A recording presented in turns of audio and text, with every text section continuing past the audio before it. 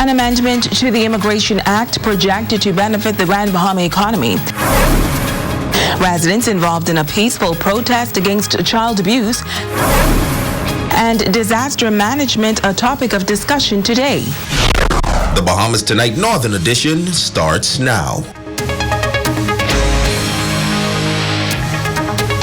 This is the Bahamas Tonight, the Northern Edition. Good evening, all. I'm Shashina Wolf-Farkas, and as always, it is so great to have you with us.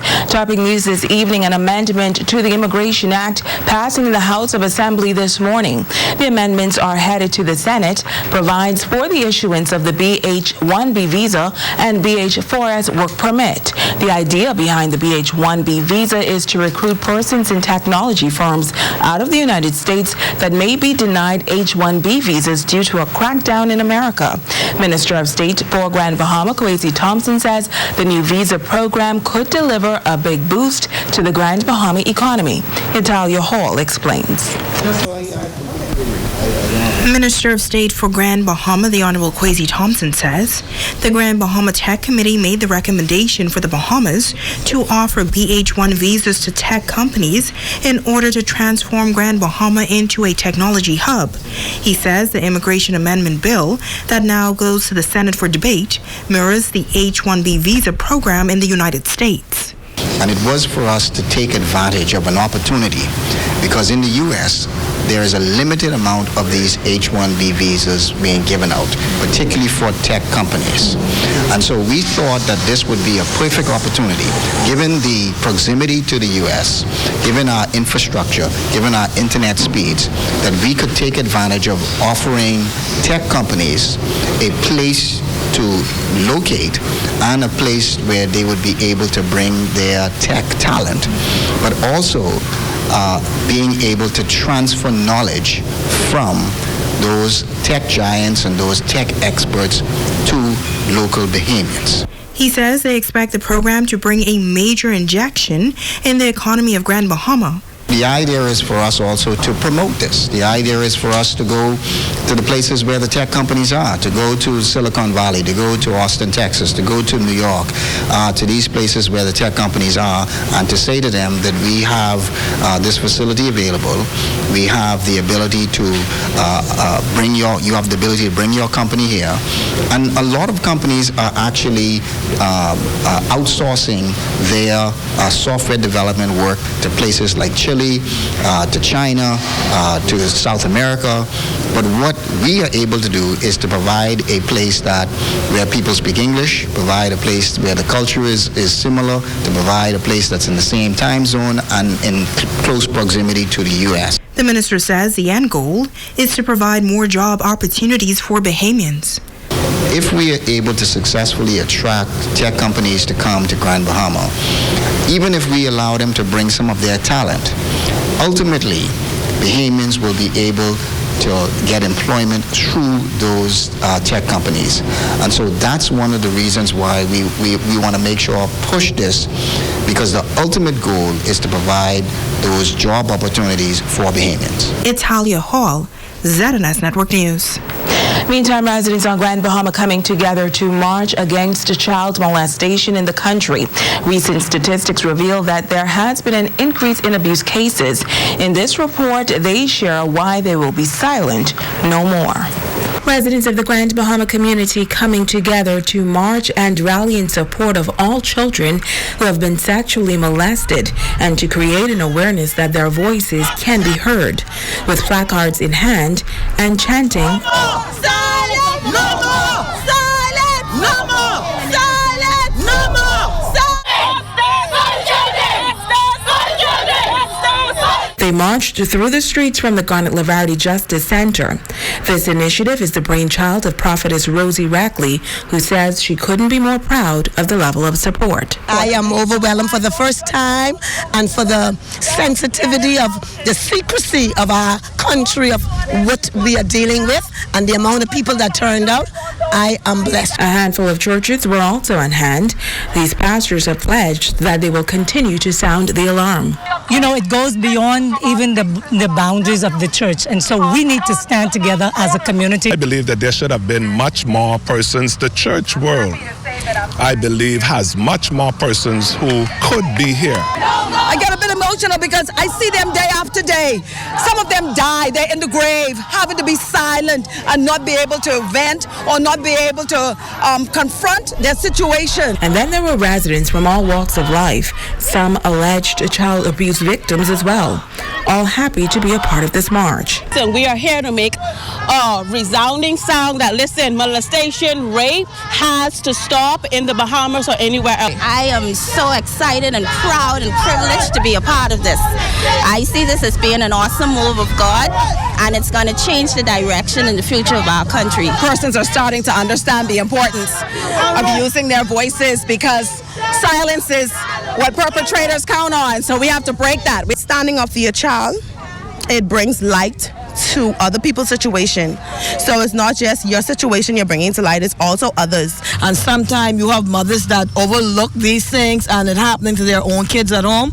So I feel it's about time that we speak out and help our little ones who cannot defend themselves. It's very important for us to stand together with the church, with other organizations to show that this is a problem that all of us need to address. Preschoolers and students from a number of schools also in support. I felt that we should instill in them from this very young and tender age that, child molesters or predators use the intimidation tactic to let them know from a young age that they don't have to be silent about it and they've done nothing wrong. We thought it was important because the children are most important.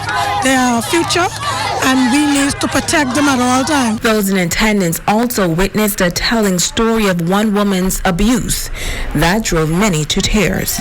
I just broke my silence 2 years ago to my mother. I've been molested in the church. I can remember him trying to drown me on a youth retreat in the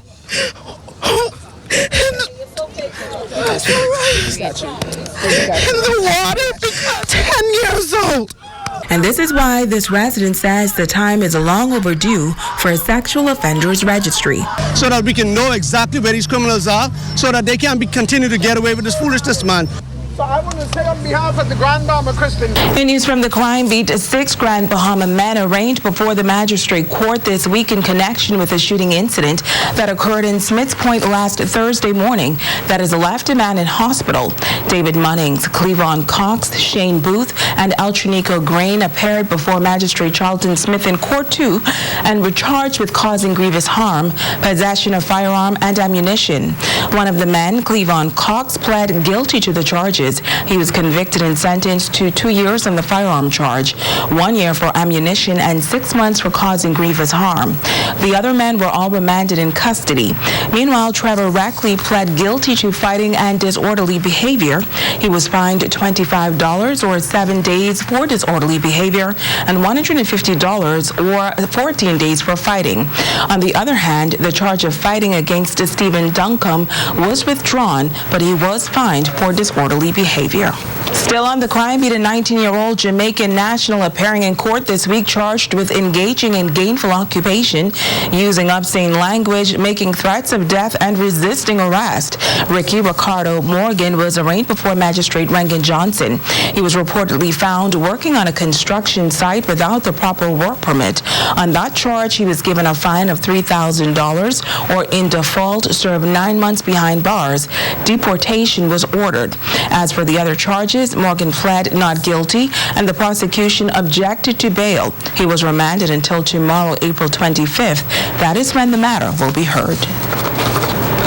Switching gears now, business is interrupted today at the CIBC Commercial Center building on the Mall Drive. Employees from Okeanos Medical Center, those employed at the bank and other offices in that building had to evacuate and assemble in the parking lot while customers were turned away. Sometime later, fire crews and the police arrived to investigate. Now, ZNS News has learned that a backup power supply in a storage closet overheated and set off the smoke alarm. By afternoon, the problem was rectified and employees were allowed to return to work. Well, we are just over a month away from the start of the 2019 hurricane season. Today, private and public sector partners came together for a disaster management workshop looking at hurricane preparedness and other natural disasters as well. Italia Hall has the story. Many leaders within the public and private sector turning out for the disaster management workshop. The theme, when the crisis happened to your business, do you know what to do? Minister of State for Grand Bahama, the Honorable Kwesi Thompson, bringing brief remarks. He says natural disasters pose a persistent challenge for the country that demands the attention of the public and private sector. He says Hurricanes Matthew and Irma caused some $710 million in economic damage and financial challenges in the country, adding that the national budget cannot take unplanned hits and winging it is not sustainable for the government. As a government, we are abandoning the old, unplanned ways of doing things, opting instead to be more proactive about mitigating, building financial resilience. He says the government's strategy is threefold.